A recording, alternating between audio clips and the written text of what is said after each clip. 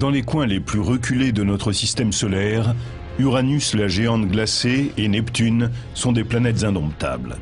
Recouvertes de brouillard, elles sont impétueuses et imprévisibles.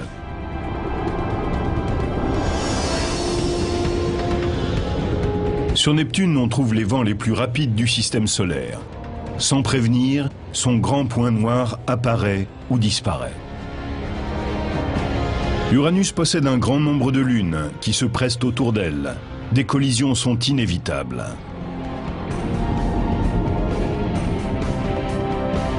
Et la plus controversée des planètes lointaines n'est plus acceptée. Pourquoi Pluton a-t-elle été exclue? L'homme qui a éliminé Pluton prépare ses explications pendant que nous étudions les planètes extérieures.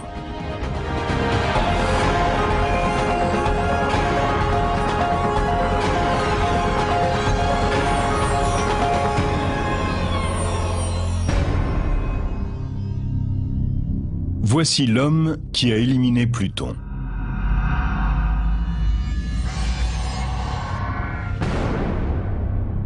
On devait s'y attendre.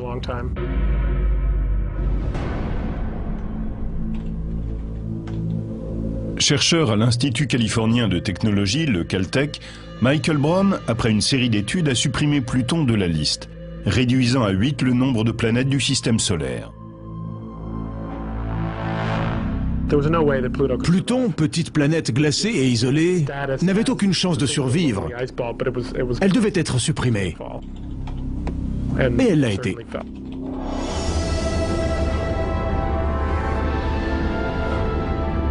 Pluton a toujours été considéré comme une planète à part. C'est la plus petite avec toute proportion gardée, la plus grosse lune.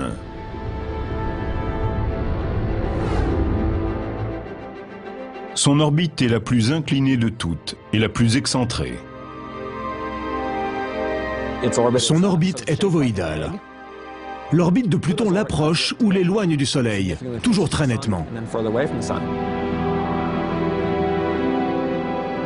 Pendant des décennies, telle une aiguille dans une botte de foin, elle avait échappé à la science. Neptune, la 8e planète du système solaire, fut découverte en 1846. Et les astronomes du début du siècle étaient certains qu'il en existait encore une. Percival Lowell lança la découverte de Pluton depuis son observatoire. Il pensait qu'une planète inconnue perturbait les orbites d'Uranus et de Neptune. Lowell meurt avant de l'avoir découverte, mais son assistant Clyde Tombaugh poursuit ses recherches.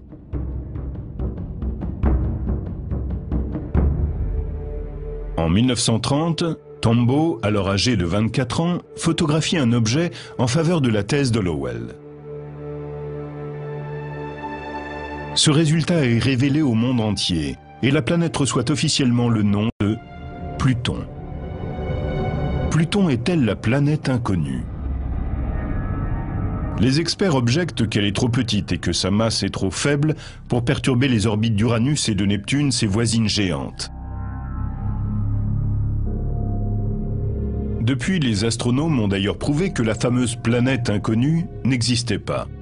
Ils s'étaient basés sur une mauvaise estimation de la masse de Neptune. Si Pluton n'est pas la planète inconnue, est-elle néanmoins une planète? Une planète est d'abord quelque chose qui erre dans le ciel, c'est-à-dire qui est en mouvement par rapport aux étoiles. Pour les Grecs, la Lune était une planète, le Soleil aussi, mais pas la Terre. Bien sûr, quand on a su que la Terre tournait autour du Soleil et la Lune autour de la Terre, cette définition a évolué. La Terre est devenue une planète, le Soleil et la Lune ont été éliminés de la liste, il en restait donc 6. Puis on a découvert Uranus, Neptune, cela faisait donc 7, puis 8. On pensait que Pluton, plus petite que la Lune, était de la taille de Mars. C'est ainsi que Tombaugh, un jour, a découvert la 9e planète. Personne ne s'est posé de questions. Ne sachant comment nommer cette petite boule étrange et isolée, on l'a appelée planète.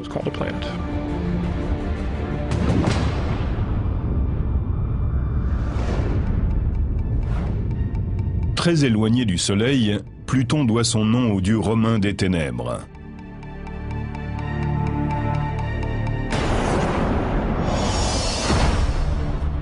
Au moment où elle est le plus proche de la Terre, elle en est encore à plus de 4 milliards de kilomètres.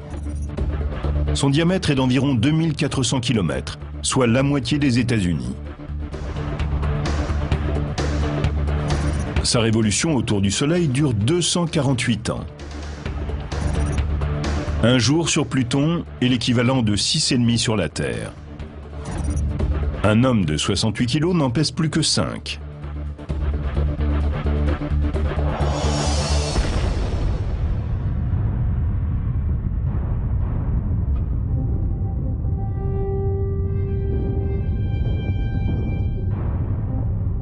La technologie actuelle nous renseigne peu sur la surface de Pluton.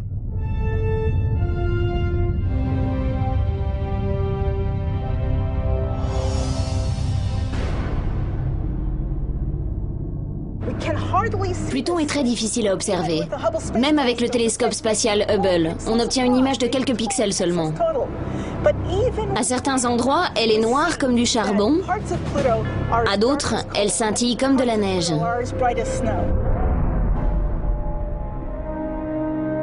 Même à distance, les experts peuvent mesurer sa composition. Les parties brillantes de son sol seraient composées de 3 sortes de glace.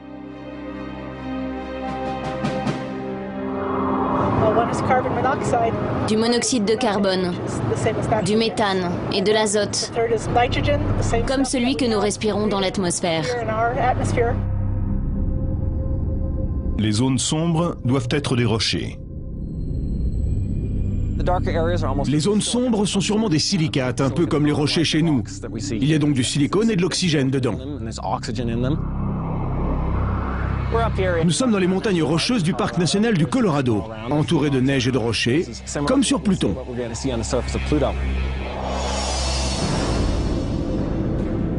Sur Pluton, un promeneur découvrirait un endroit très sombre, malgré la neige.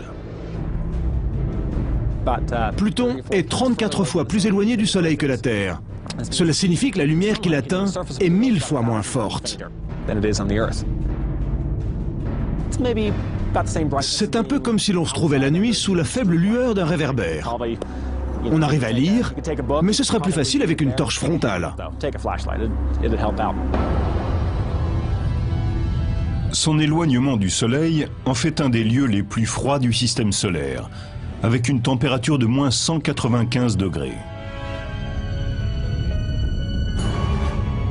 La gravité sur Pluton est beaucoup plus faible que sur Terre, en raison de sa petite taille et de sa densité.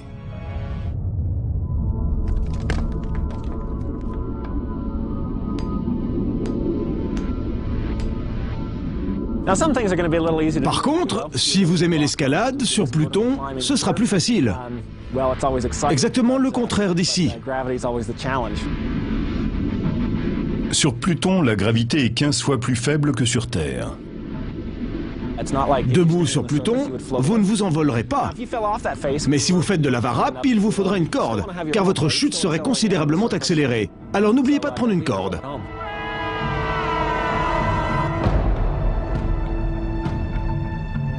Les chercheurs rêvent de gratter le sol de Pluton et de recueillir des échantillons, car dans ces roches se cache un pan entier de l'histoire du système solaire. Pluton est intéressant. C'est notre meilleure machine à remonter le temps. Il nous montre comment était notre environnement il y a 4 milliards d'années. On y trouve le sol le plus ancien du système solaire.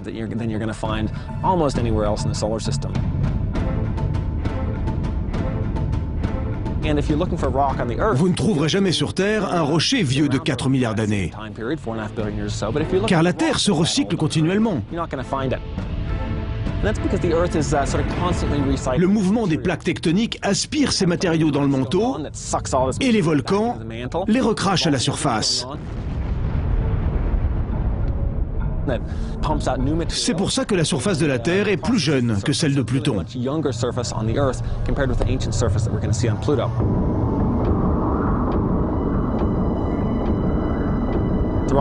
Les rochers sur lesquels nous sommes assis ont été recyclés par les hautes pressions. Sur Pluton, c'est plus primitif. Primitif, mais pas récent. Pluton est criblé de cratères. Ce sont les astéroïdes ou météorites qui, en touchant le sol, creusent ces cratères. Ces parcelles du système solaire n'ont pas réussi à fusionner pour former une planète. Sur Pluton, il n'y a ni atmosphère, ni glacier, ni vent, ni pluie, donc aucune érosion. On y trouve surtout de nombreux cratères formés par les impacts.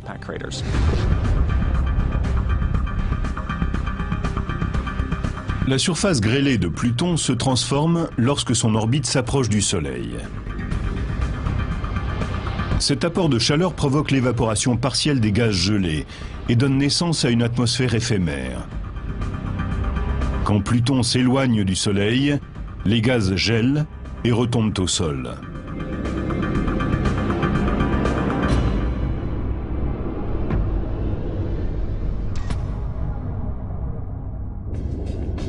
Depuis plus de 75 ans, cet objet éloigné a été considéré comme la 9e planète.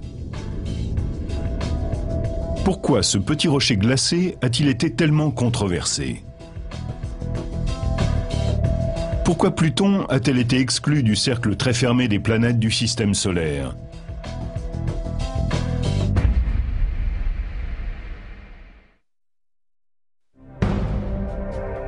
La remise en question de son affectation a commencé dans ce bureau tranquille du campus de Caltech à Pasadena. Mais l'astronome Michael Brown n'a jamais voulu éliminer une planète. Avec le télescope de l'observatoire du mont Palomar qui mesure 121 cm, il cherche un objet de la taille de Pluton au fond du système solaire.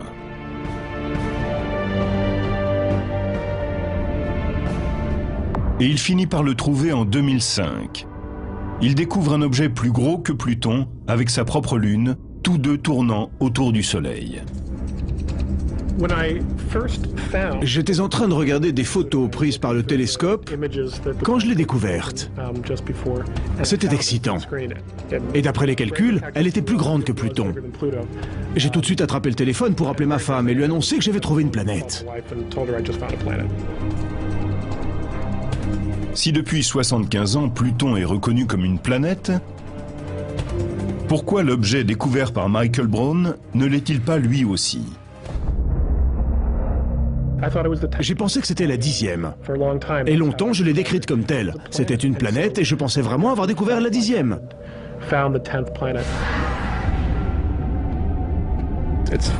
Elle est plus grosse que Pluton de 5% et probablement constituée des mêmes matériaux. Des rochers à l'intérieur, de la glace à l'extérieur, avec une mince couche de givre qui s'évapore pour former une atmosphère éphémère, comme sur Pluton.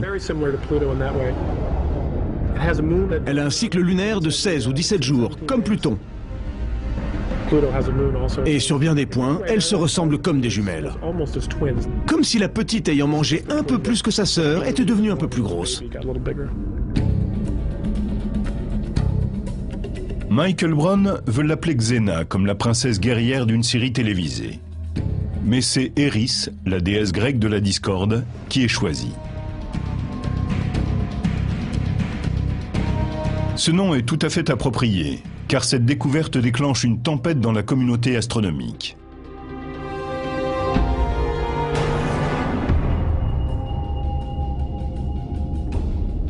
La définition du mot planète est âprement discutée. Eris deviendra-t-elle la 10e planète, ou tous les objets de la taille de Pluton seront-ils renommés? Le sujet est débattu en 2006 lors de la conférence de l'Union internationale des astronomes à Prague. Et un vote permet, pour la première fois, de définir scientifiquement le mot planète. Ceux qui sont pour la résolution 6A, définissant une nouvelle catégorie d'objets transneptuniens, dont Pluton est le prototype, levez la main. Nous préconisons d'affecter Pluton et les autres objets transneptuniens à une catégorie spéciale. On n'a rien décidé pour Pluton, malgré ces nouveaux éléments qui auraient dû la rendre moins intéressante. C'est la découverte d'Eris et d'autres objets de grande taille dans la ceinture de Kuiper qui ont justifié ce débat parmi les chercheurs. La ceinture de Kuiper est une zone près de Pluton d'une largeur de 5 600 millions de kilomètres. On y trouve des centaines d'objets glacés, le premier ayant été découvert en 1992.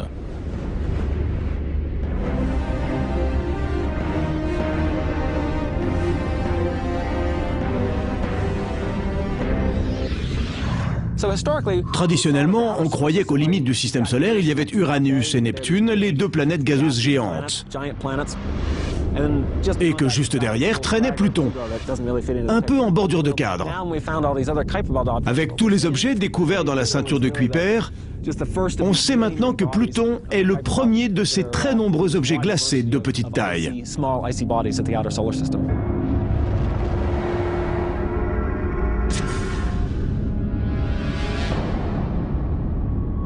La conférence de l'Union internationale des astronomes, par ce vote, définit ainsi le mot planète, objet sphérique gravitant autour du Soleil sans aucun corps sur sa trajectoire. Comme autour de Pluton se trouve un certain nombre d'objets de la ceinture de Kuiper, cette définition écarte la découverte de Tombaugh. Le règne de Pluton a duré 75 ans, mais il est à présent terminé. Notre système solaire est dorénavant constitué de 8 planètes. Pluton et Eris sont classés dans les planètes naines.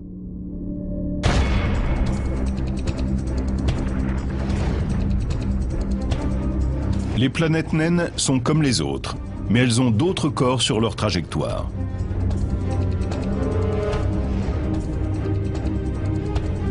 Selon la nouvelle définition, Cérès, le plus gros astéroïde du système solaire, devient aussi une planète naine. On utilise cette terminologie parce que le système solaire renferme plus de choses qu'on le pensait. C'est comme si on ne voyait qu'un gratte-ciel et que d'un seul coup, on découvrait toute la ville.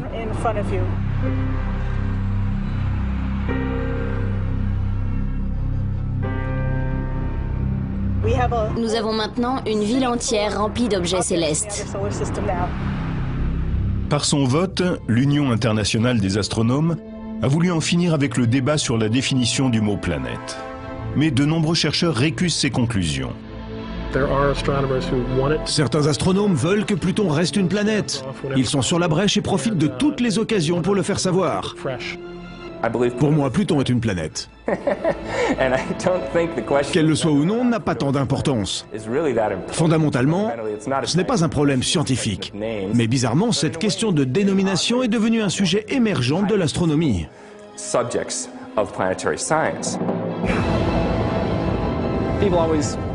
On se demande toujours si Pluton est une planète ou pas. Aucune frontière ne dit que de ce côté c'est une planète et pas de celui-là. C'est comme le rapport entre une pierre et un caillou. Le besoin de définir ce mot est plus une question sociologique que scientifique.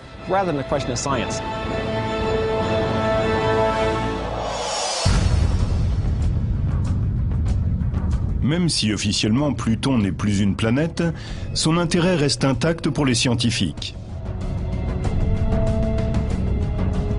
Pendant que l'on votait à Prague, le vaisseau de la NASA, New Horizon, était déjà en route pour explorer ce monde lointain. Il sera le premier vaisseau spatial à atteindre Pluton. L'expédition sur Pluton a changé de but. Ce n'est plus cet objet unique, mais toute une série qu'il doit étudier.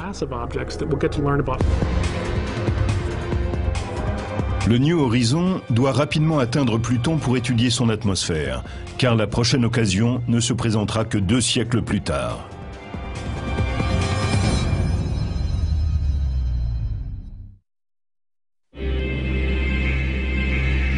Le New Horizon a rendez-vous avec Pluton. Nous avons confirmation de la séparation du vaisseau.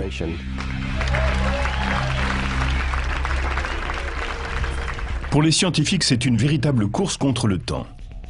Car quand Pluton s'éloigne du Soleil, il commence sa saison d'hiver de 62 ans.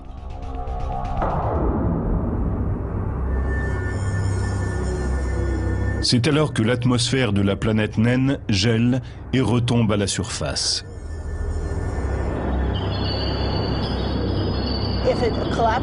Si elle retombe trop, la recherche chimique perdra de son intérêt. Nous voulons connaître la température, la composition, la structure et les vents de son atmosphère.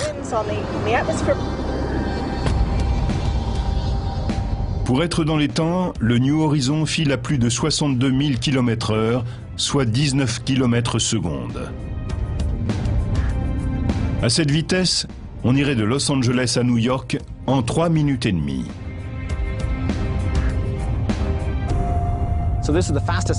C'est le vaisseau le plus rapide jamais lancé depuis la Terre. Il a mis 6 heures pour aller de la Terre à la Lune, alors que les astronautes d'Apollo ont pris 2 jours pour effectuer le même trajet. Le New Horizon a dépassé Jupiter en 13 mois seulement. Mais le système solaire est si vaste qu'il atteindra Pluton dans 8 ans. Malgré son extrême rapidité, le New Horizon n'atteindra Pluton qu'en juillet 2015. Pluton est un grand mystère. C'est passionnant de savoir qu'un vaisseau est en route vers elle. D'ici quelques années, nous aurons enfin des informations et des photos précises.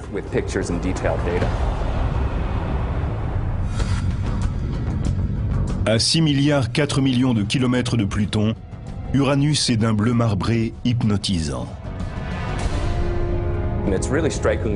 Sa beauté est différente de celle des autres planètes. C'est une boule géante, au contour flou. Elle est bleu pâle dans l'obscurité spatiale, d'un bleu étonnant sur une surface sans aspérité. Elle paraît irréelle, comme créée par un spécialiste des effets spéciaux. Car comment peut-on avoir une telle couleur sur une sphère géante presque parfaite ?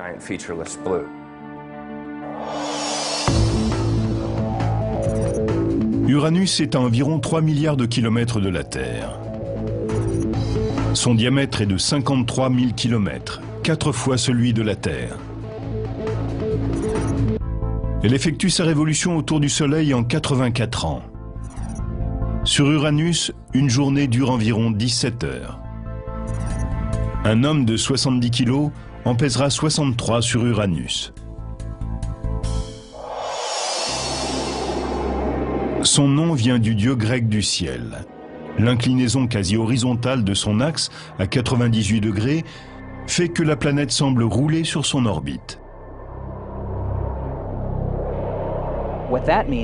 Cela signifie qu'une partie de l'année, sur Uranus, un hémisphère regarde le Soleil alors que l'autre est dans l'ombre.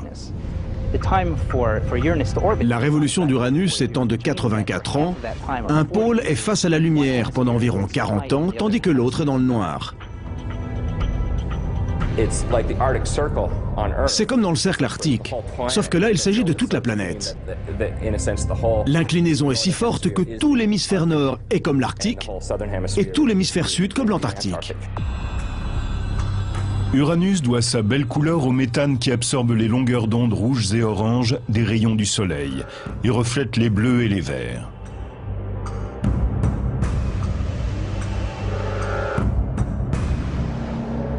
Et cette apparence de douceur vient du brouillard qui l'entoure, comme dans les grandes villes.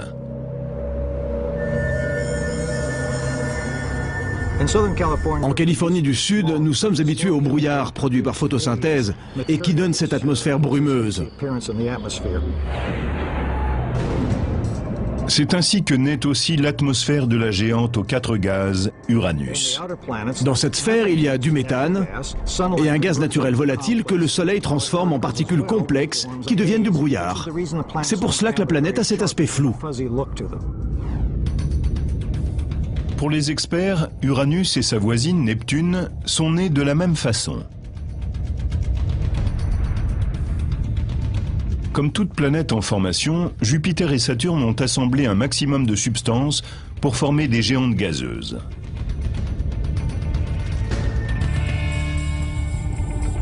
En grandissant, les orbites de Jupiter et de Saturne ont déstabilisé tout le système planétaire.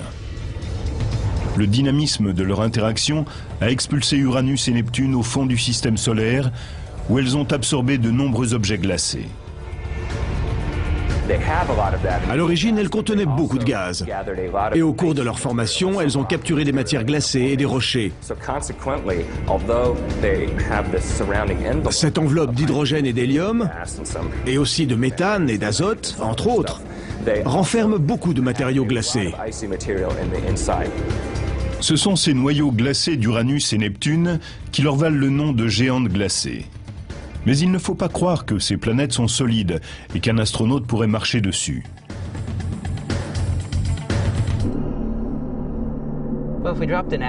Si on envoyait un astronaute ou une sonde sur Uranus ou Neptune, il y aurait un problème, car la surface n'est pas assez solide pour qu'ils tiennent dessus. Il y a peut-être un noyau rocheux au cœur de ces planètes, mais l'homme serait écrasé par la pression atmosphérique et la glace liquide. Il devrait supporter une pression 1 million de fois plus forte que sur Terre. Il serait écrasé bien avant d'atteindre le sol. À côté des cycles météorologiques chaotiques des autres géantes gazeuses, Uranus est bien calme et l'on sait pourquoi. Parmi les planètes gazeuses, Uranus est la seule à avoir un noyau glacé. Sur Jupiter, Saturne et Neptune, la chaleur monte des profondeurs, participant à la circulation des fluides. C'est pour cette raison que sur ces 3 planètes, on peut observer des bandes parallèles. Sur Uranus, cette source de chaleur n'existe pas. Uranus est la première planète découverte par l'astronome William Herschel grâce à un télescope en 1781. À l'époque, on ne connaissait que 6 planètes visibles à l'œil nu.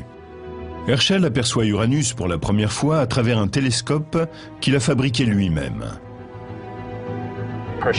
Musicien et opticien professionnel, Herschel était aussi astronome amateur. Il avait les connaissances et la technique nécessaires pour fabriquer les meilleurs télescopes qui soient pour l'époque. La découverte d'Uranus est primordiale, parce que c'est la première planète découverte par télescope. Les anciens ignoraient totalement cette technique. En 1977, les astronomes du vaisseau observatoire Kuiper de la NASA font une autre découverte en dirigeant leur télescope vers Uranus. Ils commencent à observer le passage de la planète devant une étoile, un phénomène courant.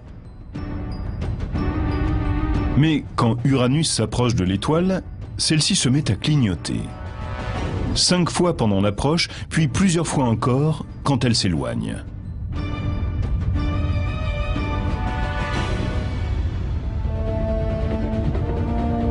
Quelle est la cause de ce phénomène? L'étoile clignotante passe derrière 5 anneaux, ce qui n'a été observé que sur Saturne.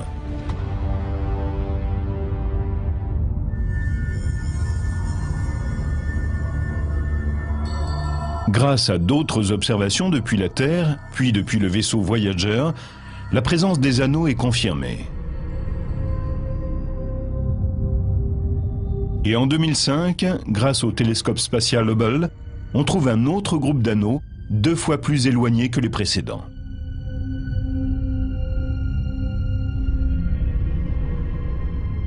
Contrairement aux anneaux glacés et épais de Saturne, ceux d'Uranus sont fins et légers. Ils sont composés de poussière et de cailloux noirs. On dirait que certains de ces anneaux ont été créés par l'impact d'un météore ou d'une comète, avec l'une des 27 lunes. Les anneaux internes pourraient résulter des collisions des lunes entre elles, notamment avec la 13e.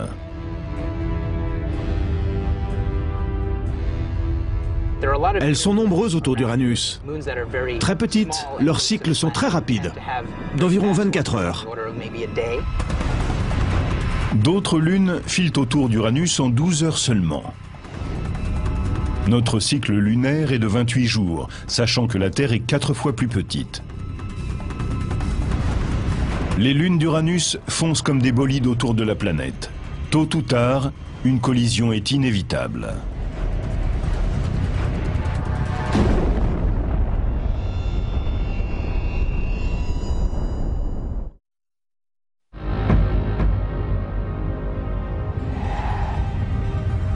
Tout un système de lunes tourbillonne autour d'Uranus. Au cours de la dernière décennie, on a constaté d'importants changements dans leur trajectoire. Les chercheurs pensent qu'un jour, 2 lunes se percuteront certainement. On peut s'attendre à une collision dans 1 ou plusieurs millions d'années. Je pense surtout à Cupid et Belinda, 2 petites lunes aux trajectoires très proches. À quelques kilomètres l'une de l'autre, elles finiront probablement par se percuter sous l'effet de la gravitation.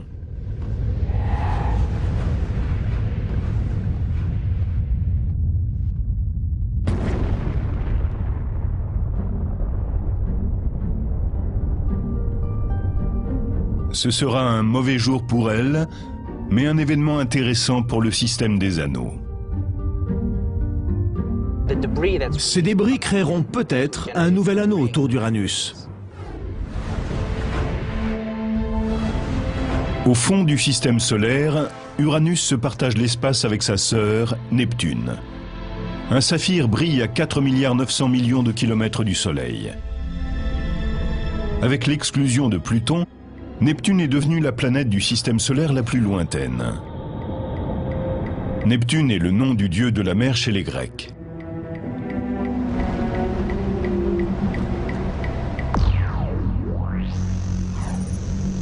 Elle se trouve à 4,3 milliards de kilomètres de la Terre. Son diamètre est de 49 000 kilomètres, soit 4 fois celui de la Terre. Un an sur Neptune équivaut à 165 ans sur Terre. Un jour dure 16 heures.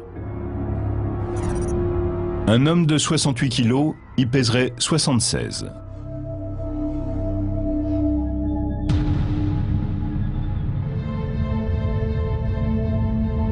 Comme toutes les planètes extérieures, Neptune tourne plus vite que la Terre.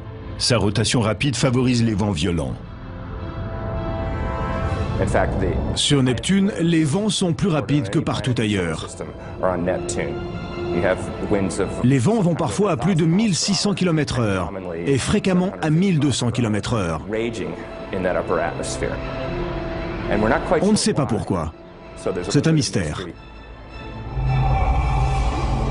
Les spécialistes se demandent pourquoi la vitesse des vents sur Neptune est plus forte que sur les autres planètes. Ils sont 3 fois plus rapides que les turbulences de la grande tache rouge de Jupiter.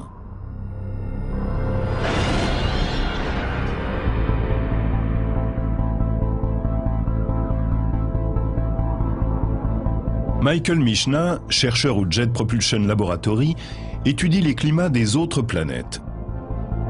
Les vents violents sur Neptune l'intriguent.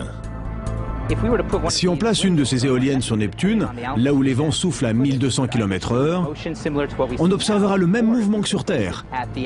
Mais à l'altitude où les vents soufflent à 1600 km/h, elles ne bougeront pratiquement pas. L'air y est si léger qu'il n'a pas la force de faire tourner le propulseur de la turbine. Il n'y aura donc presque aucun mouvement. Sur les cartes météorologiques terrestres, on voit les hautes et les basses pressions. Ces notions existent aussi sur les planètes extérieures. Mais pour Neptune, on localise plus difficilement ces hautes et basses pressions.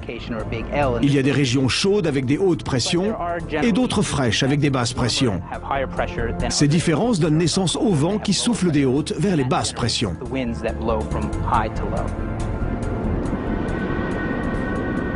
Un vent se forme lorsqu'une source d'énergie chauffe l'air. Sur Terre, c'est le Soleil. Mais Neptune, la planète balayée par les vents, est 30 fois plus éloignée du Soleil que la Terre, et elle ne récupère qu'un 9/100e de l'énergie solaire, ce qui est insuffisant pour déclencher des vents aussi violents. Les chercheurs pensent que Neptune puise son énergie à l'intérieur. Grâce à Voyager 2, on sait qu'elle dégage autant d'énergie de l'intérieur qu'elle en reçoit du Soleil. Si l'on compare avec les autres planètes, c'est ici que l'on observe le rapport le plus important entre les échanges d'énergie. Neptune possède de nombreuses sources de chaleur. Elles proviennent de la radioactivité de ses matériaux internes et de processus chimiques. Pourquoi Neptune dégage-t-elle autant de chaleur? C'est un mystère. Pour certains, c'est parce que la planète est toujours en formation. Les gaz, en tombant vers le centre, se condensent sous l'effet de la gravité et libèrent de la chaleur.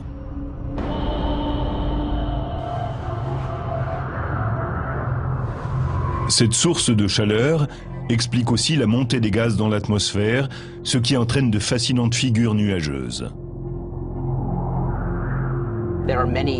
Des nuages d'un blanc brillant apparaissent dans l'atmosphère. Il y a différentes régions de bandes brillantes ou sombres à sa surface.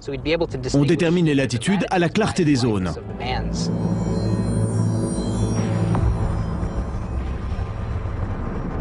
Pour les experts, la composition des nuages est à l'origine des formes dessinées par les bandes. Ils sont probablement en méthane et se déplacent très rapidement autour de la planète.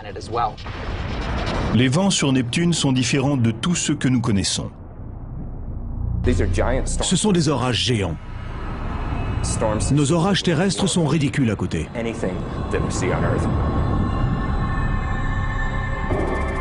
En 1989, Voyager 2 a pris la photo d'un orage géant sur Neptune qui a bouleversé les astronomes de la mission. Un grand point sombre sur son hémisphère sud. Étiré sur 13 000 km, il est assez grand pour contenir la Terre en son centre. L'orage ressemble au gros point rouge de Jupiter. Le gros point rouge est un énorme anticyclone alimenté par plusieurs petits orages qui le maintiennent en vie. Sinon, il meurt. Concernant le grand point sombre, nous pensons qu'il s'agit d'une instabilité atmosphérique, ballottée par des courants très rapides.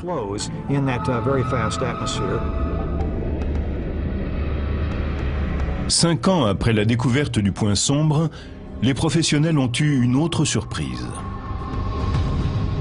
Le télescope spatial Hubble se tourne vers Neptune et découvre que le plus gros orage de la planète a disparu.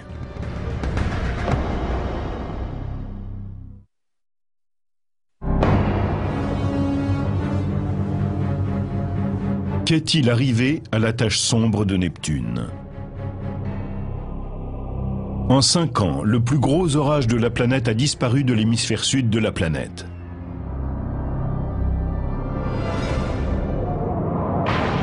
Mais cela ne signifie pas la fin des orages géants sur Neptune. Les astronomes, grâce au télescope Hubble, ont remarqué un nouveau point sombre. Cette fois-ci, dans l'hémisphère nord.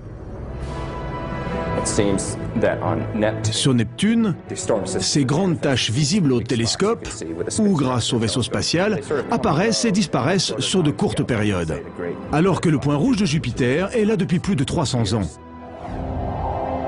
Ces orages éphémères sont étranges.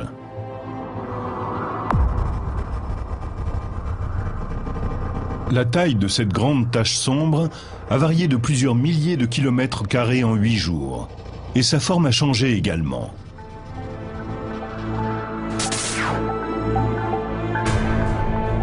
Les mouvements irréguliers, disparition et réapparition des orages sur Neptune en font le phénomène le plus imprévisible du système solaire.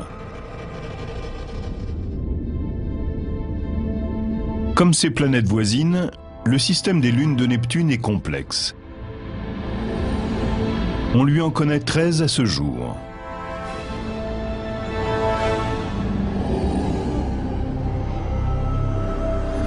Certaines pourraient être d'origine extrasolaire.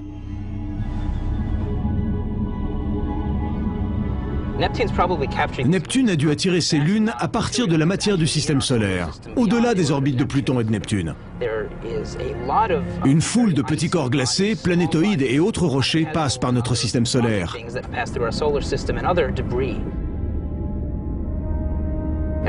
De temps à autre, ils s'entrechoquent et leurs fragments sont projetés à travers le système solaire. Certains de ces corps glacés se transforment en comètes. Mais si l'un d'eux est poussé dans une certaine direction à un moment précis, il peut être attiré par une planète et devenir une de ses lunes.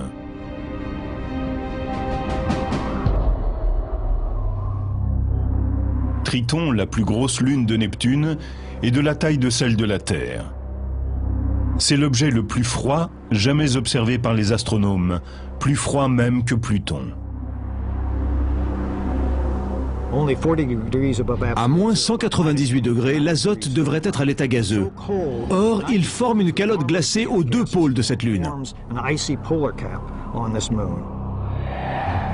Avec sa surface très réfléchissante, Triton est particulièrement froide.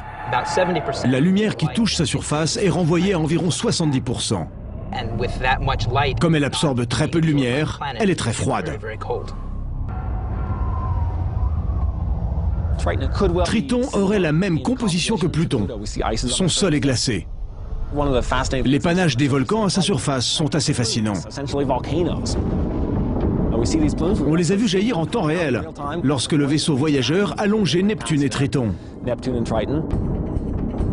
Les volcans de Triton ressemblent à des geysers. Ils crachent un mélange d'azote liquide, de méthane et d'ammoniac.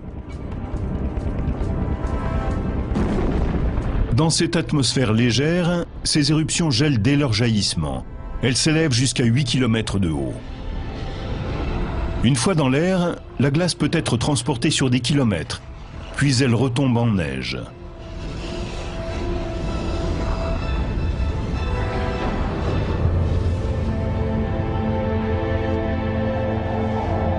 Les chercheurs s'interrogent sur l'activité géologique de Triton et sur les chances de trouver de l'eau, peut-être même chaude, sous sa croûte glacée.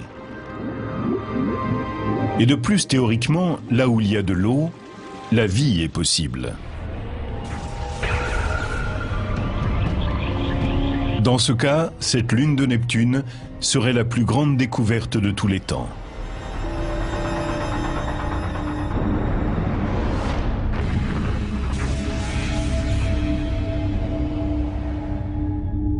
Mais entre les travaux en cours et la durée des voyages, on retournera sur Uranus ou Neptune dans seulement 20 ans. Y retourner n'est pas à l'ordre du jour. Avec Voyager, un premier survol rapide nous a fait découvrir beaucoup de choses, mais c'est insuffisant. Il faut poursuivre les investigations. Entre-temps, les spécialistes sont concentrés sur le New Horizon, qui file vers Pluton comme Voyager.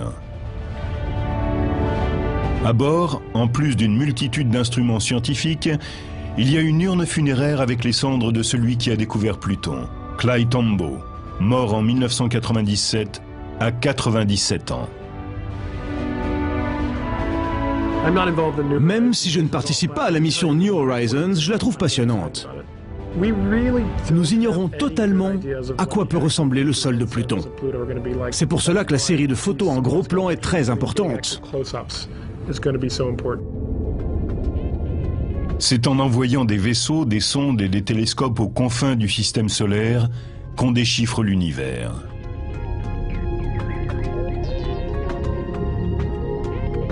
Grâce à notre technologie et à notre imagination, ces mondes lointains prennent vie pour nous. Et en les admirant, nous ne pouvons qu'avoir envie d'approfondir encore les mystères de ces gouffres infinis.